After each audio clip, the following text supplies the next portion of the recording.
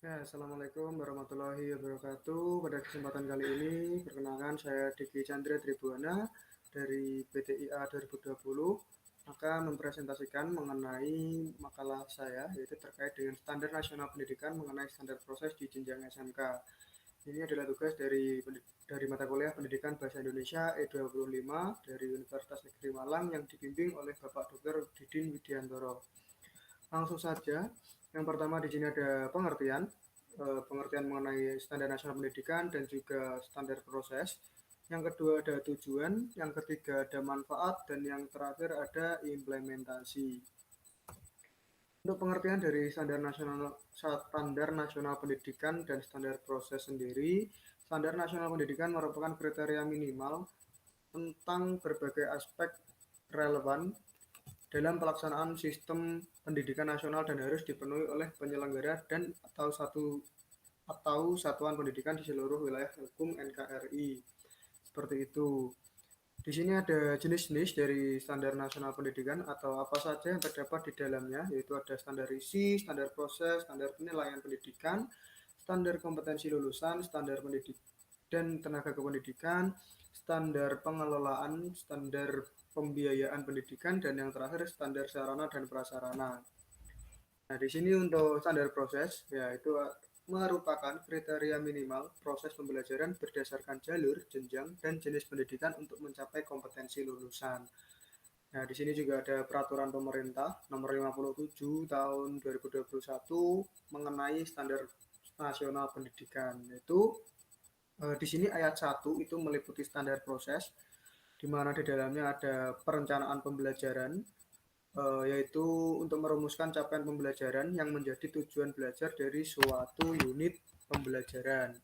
Yang kedua ada pelaksanaan pembelajaran, di mana pelaksanaan pembelajaran dilakukan dengan interaktif, inspiratif, menyenangkan, menantang, memotivasi peserta didik, serta memberikan ruang yang cukup bagi prakarsa, kreativitas, kemandirian, sesuai dengan bakat, minat, dan perkembangan fisik, serta psikologis oleh peserta didik itu sendiri.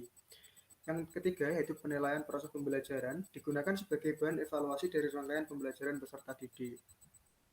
Yang selanjutnya ada tujuan dari standar nasional pendidikan dan standar proses. Untuk yang pertama, standar nasional pendidikan berfungsi sebagai dasar dalam perencanaan pelaksanaan dan pengawasan pendidikan dalam rangka mewujudkan pendidikan nasional yang bermutu. Standar nasional pendidikan bertujuan menjamin mutu pendidikan nasional dalam rangka mencerdaskan kehidupan bangsa dan membentuk watak serta peradaban bangsa yang bermartabat. Standar nasional pendidikan disempurnakan secara terencana, terarah, dan berkelanjutan sesuai dengan tuntutan perubahan kehidupan lokal, nasional, maupun global.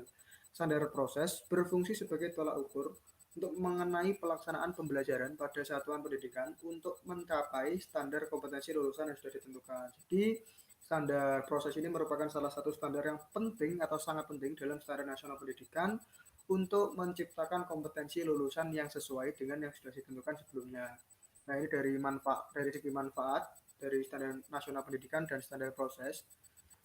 Langsung saja kita untuk ke standar proses karena standar nasional pendidikan itu hampir sama dengan yang tadi dengan tujuannya. Sedangkan untuk standar proses sendiri memiliki manfaat ini dari segi guru, yaitu sebagai pedoman dalam membuat perencanaan program pembelajaran, baik program untuk periode tertentu atau tahunan atau mungkin program satu semester, eh, harian, dan sebagai pedoman untuk implementasi program dalam kegiatan nyata. Jadi di sini dari segi standar proses itu sendiri sangat bermanfaat bagi guru untuk pedoman atau acuan melaksanakan proses kegiatan belajar mengajar agar mendapatkan hasil yang sesuai dengan ketentuan yang sudah diberikan sebelumnya. Seperti itu. Yang selanjutnya atau yang terakhir kita bahas di sini adalah implementasi. Standar nasional pendidikan dapat diterapkan pada seluruh satuan pendidikan yang ada di NKRI, baik itu mulai dari SD sampai SMA maupun sepertinya kuliah juga bisa.